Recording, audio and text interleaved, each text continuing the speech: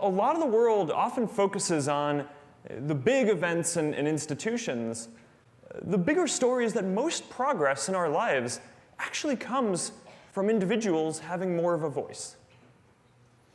So since then, I've focused on building services that do two things: give people a voice and bring people together. And these two simple ideas of voice and inclusion go hand in hand. And we've seen this throughout history, even if it doesn't always seem that way today.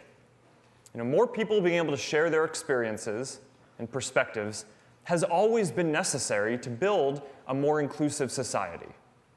And it is our commitment to each other that we hold each other's right to express ourselves and be heard above our own desire to always get our way in every debate. That's how we make progress together. But this view is increasingly being challenged. Now, some people believe that giving more people a voice is driving division rather than bringing people together. More people across the spectrum believe that achieving the political outcomes that they think matter is more important than every person having a voice and being heard. And I think that that's dangerous. So today, I want to talk about why and some of the important choices around free expression that I think that we face going forward. Throughout history, we've seen how being able to use your voice, how people being able to use their voice helps people come together. We've seen this in the civil rights movement. Frederick Douglass once called free expression the great moral renovator of our society. He said, "Slavery cannot tolerate free speech." Civil rights leaders argued time and again that their protests were a protected form of expression, and one noted that nearly all of the cases involving the civil rights movement were decided on First Amendment grounds. We've seen this globally too, where the ability to speak freely has been central to the fight for democracy worldwide. The most repressive societies have always restricted speech the most, and when people are finally able to speak, they often use their voice to call for change. In this year alone, people have used their voices to end multiple long-running dictatorships in northern Africa, and we're already starting to hear from people whose voices had been excluded just because they were women or because they believed in democracy. Now, our idea of free expression has become much broader over even the last 100 years. Many Americans know about the Enlightenment history and how we enshrined the First Amendment into our Constitution, but fewer know just how dramatically our cultural norms and legal protections have expanded, even in recent history. The first Supreme Court case to seriously consider free speech in the First Amendment was in 1919. Schenck versus the United States. And back then, the First Amendment only applied to the federal government, so states could, and often did, restrict your right to speak. Our ability to call out things that we felt were wrong also used to be a lot more restricted. Libel laws used to impose damages if you said something negative about someone, even if it was true.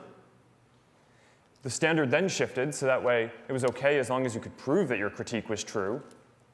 And we didn't get the broad free speech protections that we have now until the 1960s, when the Supreme Court ruled in opinions like New York Times versus Sullivan that you can criticize public figures as long as you're not doing so with actual malice, even if what you're saying is false. So we now have significantly broader power to call out things that we feel are unjust and share our own personal experiences. We see movements like Black Lives Matter and Me Too spread and go viral on Facebook. The hashtag Black Lives Matter was actually mentioned for the first time on Facebook. And this just wouldn't have been possible in the same way before. Just 100 years back, many of the stories that people are sharing now would have been against the law to even write down. And of course, without the internet, they certainly wouldn't have reached so many people. So with Facebook today, more than 2 billion people now have a greater opportunity to express themselves and to help others. Now, while it's easy to focus on the big social movements, I think it's important to remember that most progress happens in our individual lives. It's the Air Force moms who start a Facebook group so that their children and other service members who can't come home for the holidays have a place to go. It's the church group that comes together after the hurricane to provide food and to volunteer to help rebuild. It's the small business on the corner that now has access to the same sophisticated tools that only the big guys used to have access to. So now they can get their voice out too, reach customers, create more jobs in their town, and become a social hub in their community. Progress and social cohesion come from billions of stories like this happening all around the world. People having the power to express themselves at scale is a new kind of force in the world. It is a fifth estate alongside the other power structures in our society. And people no longer have to rely on traditional gatekeepers in politics or media to make their voices heard, and that has important consequences. And I understand the concerns that people have about how tech platforms have centralized power. But I actually believe that the much bigger story is how much these platforms have decentralized power by putting it directly into people's hands. It's part of this amazing expansion of voice that we've experienced through law and culture and now technology as well. So giving people a voice and broader inclusion go hand in hand. And the trend has certainly been towards us getting much greater voice over time. But there's also an important counter-trend, which is that in times of social tension, our impulse is often to pull back on free expression. Because we want the progress that comes from free expression, but we don't want the tension. We saw this when Martin Luther King Jr. wrote his famous letter from a Birmingham jail where he was unconstitutionally jailed for protesting peacefully. We saw this in the effort to shut down campus protests during the Vietnam War. We saw this way back when America was deeply polarized about its role in World War I, and the Supreme Court ruled at the time that the socialist leader Eugene Debs could be imprisoned for making an anti-war speech. In the end, all of these decisions were wrong. Pulling back on free expression wasn't the answer, and in fact, it often ends up hurting the minority views that we seek to protect. Now, from where we are today, it seems obvious that, of course, protests for civil rights or making a speech against a war should be allowed, yet this desire to suppress this expression was felt deeply by a lot of society at the time. And today, we are in another moment of social tension. We face real issues that are going to take a long time to work through, massive economic transitions from globalization and technology, fallout that remains from the 2008 financial crisis, very polarized reactions to social issues and greater migration, not just here, but across the EU and around the world. And many of our issues flow downstream from these changes. And in the face of these tensions, once again, a popular impulse is to pull back on free expression. We're at another crossroads. We can either continue to stand for free expression, understanding its messiness, but believing that the long journey towards greater progress requires confronting ideas that challenge us. Or we can decide that the cost is simply too great. And I'm here today because I believe that we must continue to stand for free expression. Now, at the same time, I know that free expression has never been absolute. Right? There are some people who argue that internet platforms should allow all expression that is protected under the First Amendment, even though the First Amendment explicitly doesn't apply to companies. Now, I'm proud that our values at Facebook are inspired by the American tradition, which is more supportive of free expression than anywhere else in the world. But even American tradition recognizes that some speech infringes on other people's rights. Yet still, a strict First Amendment standard might require us to allow things like terrorist propaganda or bullying people that almost everyone agrees that we should stop, and I certainly do, as well as content like pornography that would just make a lot of people uncomfortable using our platforms. So once we're taking this content down, the question is, where do you draw the line? So most people would agree with the principle that you should be able to say things that people don't like, but you shouldn't be able to say things that put other people in real danger. And the shift over the last several years is that more people today would argue that more speech is dangerous now than would have just several years back. So this raises this question of exactly what counts as dangerous speech online, and I would like to spend some time examining that in detail today. So many of the arguments about online speech are related to new properties of the internet itself. If you believe that the internet is completely different from everything that comes before it, then it doesn't make much sense to focus a lot on historical precedent. But I believe that we need to be careful about such overly broad arguments because they've been made about pretty much every new technology, from the printing press to the radio to the television. Instead, I think that we need to consider the specific ways that the internet is different and how internet services like ours might address those risks while still protecting free expression. So perhaps the clearest difference with the internet is that now a lot more people have a voice in almost half of the world's population. And that is dramatically empowering for all the reasons that I've mentioned. But inevitably, some people are going to use their voice to try to organize violence, to try to undermine elections, to hurt others. And we have a responsibility to address these risks. Because when you're serving billions of people, even if a very small percent of them cause harm, that can still be a lot of harm. So we need to address that. And we build specific systems to address each type of harmful content, from incitement of violence to child exploitation to other kinds of harm like intellectual property violations. It's about 20 categories in total. And we judge ourselves by the prevalence of harmful content on our services and by the percent of that content that we find proactively before anyone has to report it to us. So for example, our AI systems identify 99% of the terrorist content that we take down before anyone even sees it. So to do this, that is a massive investment. Right? We now have more than 35,000 people working on security, and our security budget today is greater than the whole revenue of our company was when we had our IPO earlier this decade. Now, all this work, though, is about enforcing our existing policies, right? Not necessarily broadening our definition of what we consider dangerous. And I think that if we do this well, we will be able to stop a lot of harm while also fighting back against putting additional restrictions on speech. A second important difference with the internet is how quickly ideas can now spread online. Most people can now get much more reach than they ever could before, and this is at the heart of a lot of the positive uses of the internet. It's empowering that anyone can now start a fundraiser, share an idea, build a business, or start a movement that can grow quickly. But we've seen this go the other way too. Most notably in 2016 when the Russian IRA tried to interfere in our elections. But we've also seen this when people share misinformation that goes viral. Now, some people argue that virality itself is dangerous, and that we need much tighter filters on what ideas and content are allowed to spread.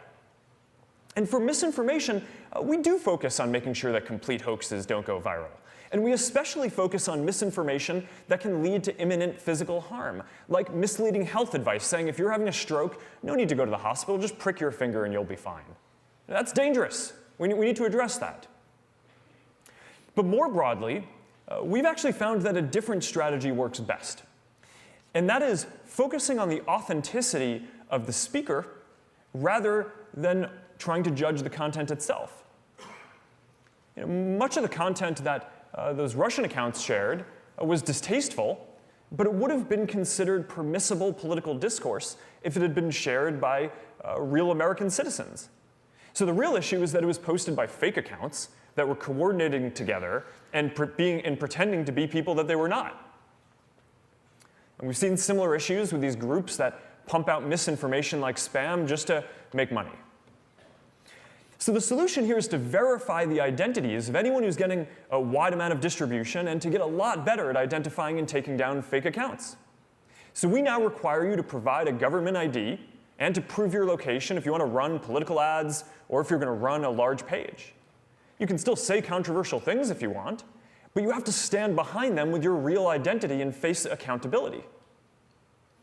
Our AI systems have also gotten a lot more advanced at detecting clusters of fake accounts that aren't behaving the way that people would. So we now remove billions of fake accounts a year mostly within minutes of signing up and before they really have a chance to do very much. So focusing on authenticity and verifying accounts has been a much better solution than an ever-expanding definition of what is and is not harmful content. Now, another qualitative difference is that the internet lets people form communities that wouldn't have been possible before.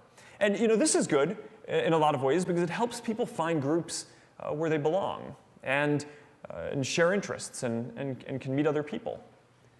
But the flip side of this is that it has the potential to lead to polarization. And I care a lot about this because, after all, our goal is to bring people together. Now, much of the research that I've seen on this is actually mixed. And a lot shows that in some ways the internet can actually decrease aspects of polarization. The most polarized voters in the last presidential election were actually the people who were least likely to use the internet much at all. Research from the Reuters Institute also shows that people who get their news online have much more diverse media diets and are exposed to a much broader range of content than people who don't. And this is because most people just watch a couple of cable news stations or read a couple of newspapers. But even if most of your friends online have similar views, some don't, and you're going to get exposed to different perspectives through them. Still, we also have an important role in designing our systems to show diversity of ideas and to make sure that we're not encouraging polarizing content. Now, one last difference with the internet that I want to talk about is that it lets people share things that would have been impossible to capture and share before. So take live streaming, for example. This allows families to be together for moments like birthdays. We've even had a few weddings. It allows school teachers to read to children bedtime stories who might not otherwise be read to. And of course, it's allowed us to witness some really important cultural moments. But we've also seen people broadcast self-harm and suicide and some terrible acts of violence. And these are new challenges. And our responsibility is to build systems that can respond quickly. And we're particularly focused here on well-being, especially for young people. We built a team of thousands of people and AI systems that can now detect risks of self-harm within minutes, so we can reach out to people when they need that help most. In the last year, we've helped first responders reach people who needed help thousands of times. So for each of these issues, I believe that we have two responsibilities: to remove content when it can cause real danger as effectively as we can, and to fight to uphold as wide of a definition of freedom of expression as possible, and to not allow the definition of what is considered dangerous to expand beyond what is absolutely necessary. And that's what I'm committed to. So these are new properties of the internet. But there are also shifting cultural sensitivities and diverging views on what content people consider dangerous. So take misinformation. No one tells us that they want to see misinformation. Right? That's why we work with independent fact checkers to stop hoaxes that are going viral from spreading. But misinformation is a pretty broad category. A lot of people like satire, which isn't necessarily true.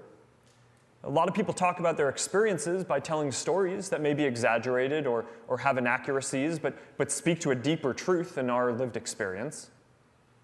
And I think we need to be careful about restricting that. And even when there is a common set of facts, different media outlets often tell very different stories, emphasizing different angles and aspects of the story. So there's a lot of nuance here. And while I certainly worry about an erosion of truth, I don't think most people want to live in a world where you can only post things that tech companies judge to be 100% true.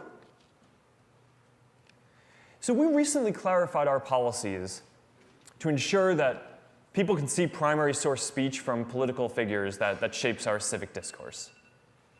Political advertising is more transparent on Facebook than anywhere else. We keep all political and issue ads in an archive so everyone can scrutinize them for years to come, and that's something that no TV or print does.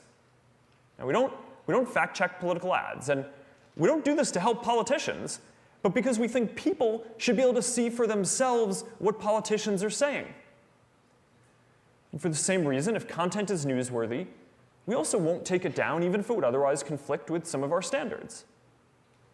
Now, I know many people disagree with this, but in general, I don't think it's right for a private company to censor politicians or the news in a democracy.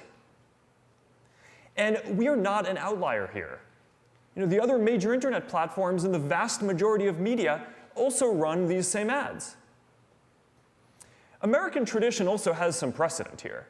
The Supreme Court case I mentioned earlier that gave us our current broad speech rights was actually a case about an ad with misinformation in it. It was an ad supporting Martin Luther King Jr. and criticizing the Alabama Police Department. And the police commissioner sued the Times. The jury in Alabama found against the Times. And then the Supreme Court unanimously reversed that decision, creating today's speech standard.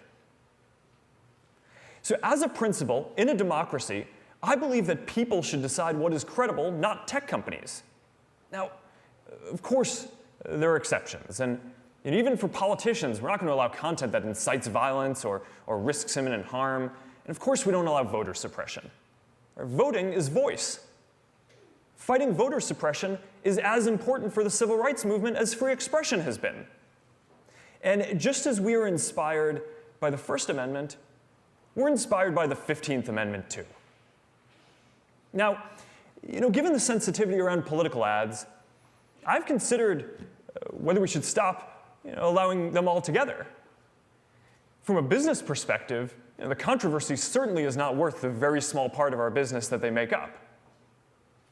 But political ads can be an important part of voice, especially for local candidates and up-and-coming challengers and advocacy groups the media might not otherwise cover, so that way they can get their voice into the debate. Banning political ads favors incumbents and whoever the media chooses to cover. But practically, even if we wanted to ban political ads, it's not even clear where you draw the line. There are many more ads about issues than there are directly about elections. Would we ban ads about healthcare or immigration or women's empowerment?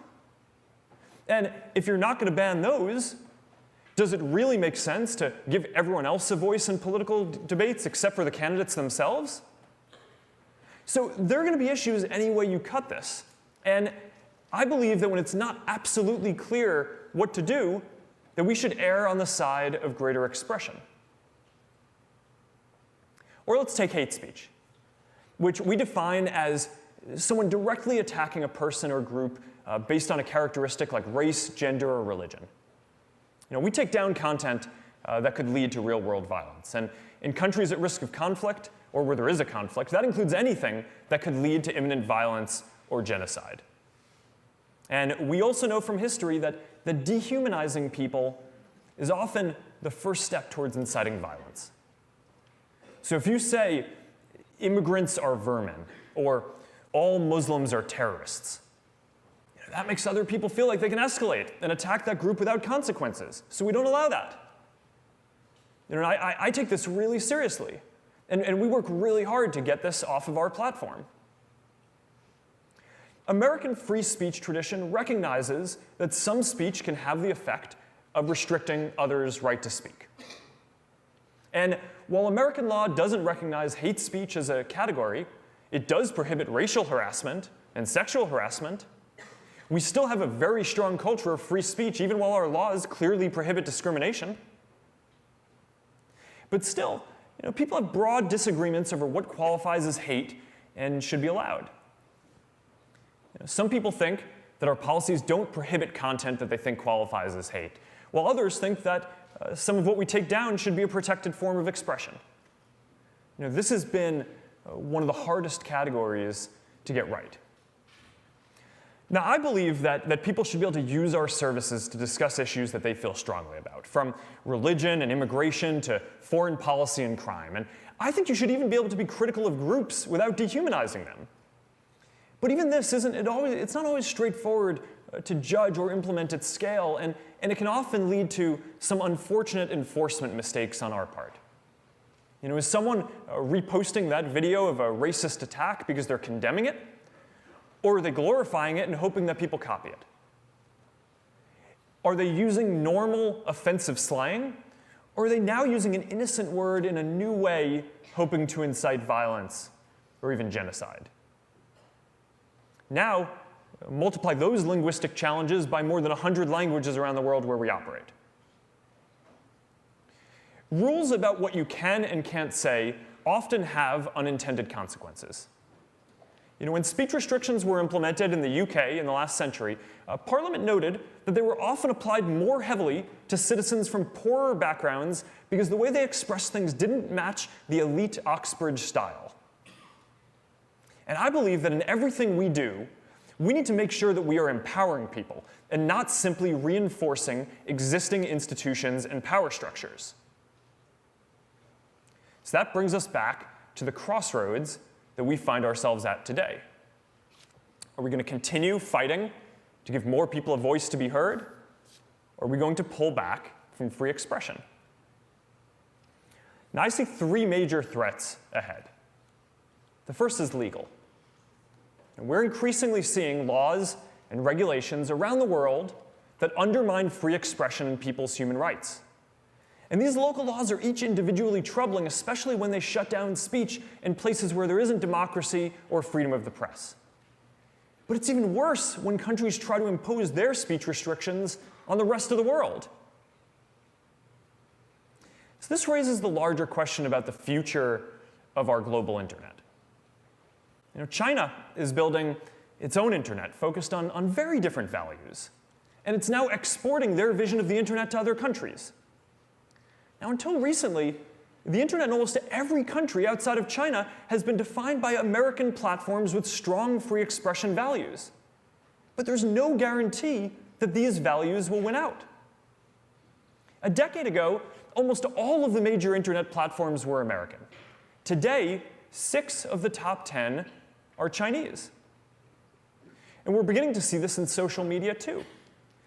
While our services like WhatsApp are used by protesters and activists everywhere due to strong encryption and privacy protections, on TikTok, the Chinese app growing quickly around the world, mentions of these same protests are censored, even here in the US.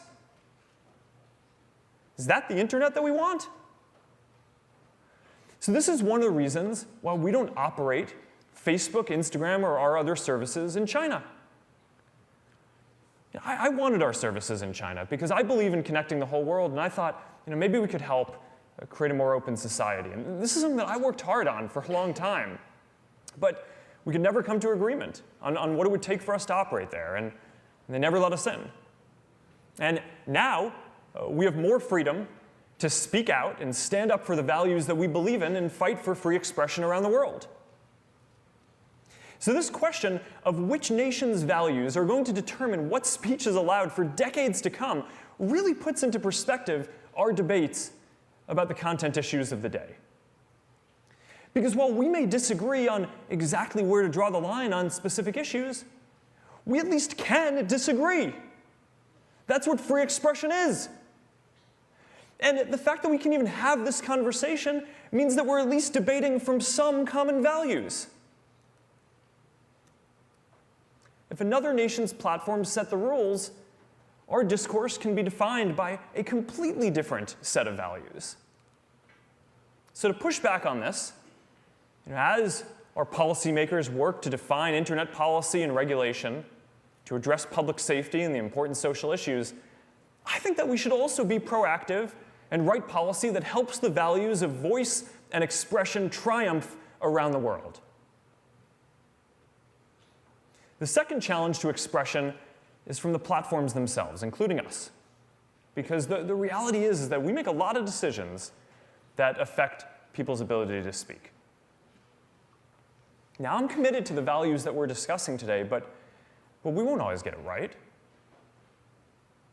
I understand that people are concerned about how much control we have over how people communicate on our services, and I understand people are concerned about bias and making sure that their ideas are treated fairly.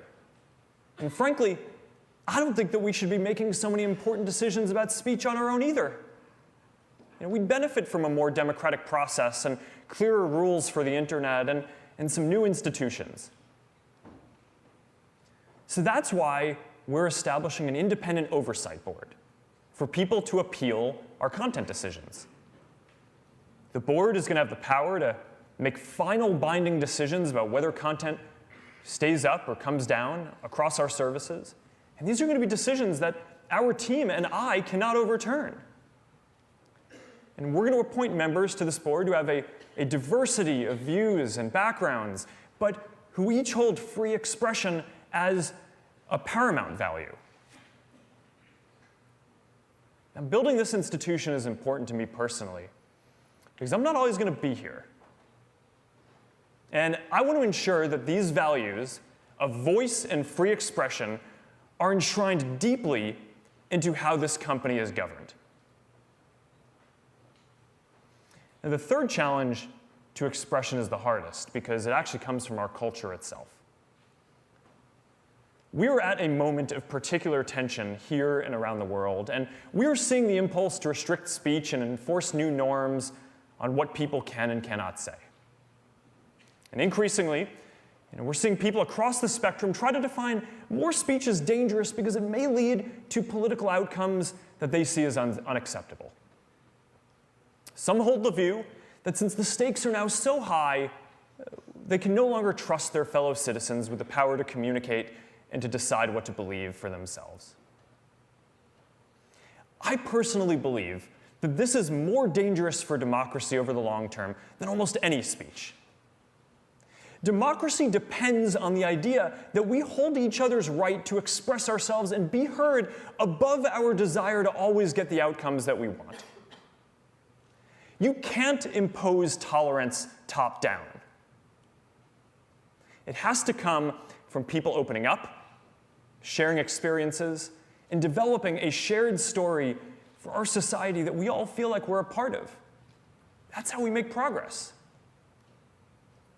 So how do we turn the tide? Well, someone once told me that our founding fathers thought that free expression was like air. You don't miss it until it's gone. When people don't feel like they can express themselves, they lose faith in democracy and are more likely to support populist parties that prioritize specific policy outcomes over the health of our democratic and civic norms. I'm a little more optimistic. I don't think we need to lose our freedom of expression to realize how important it is. I think that people get it and understand and appreciate the voice that they have now. And at some fundamental level, I think that most people believe in their fellow people too. And as long as our governments respect people's right to express themselves, as long as our platforms live up to their responsibilities to support expression and prevent harm, and as long as we all commit to being open and making space for more perspectives, then I think we're going to make progress. It's going to take time, but I think that we're going to work through this moment. We overcame deep polarization after World War I and intense political violence in the 1960s. Progress isn't linear. Sometimes we have to take 2 steps forward and 1 step back. But if we can't agree to let each other talk about the issues, then we can't even take the first step. So even when it's hard, this is how we build a shared understanding. So yes, we have big disagreements, maybe more now than at any time in recent history. But part of this is because we're getting our issues out on the table, issues that for a long time weren't talked about enough.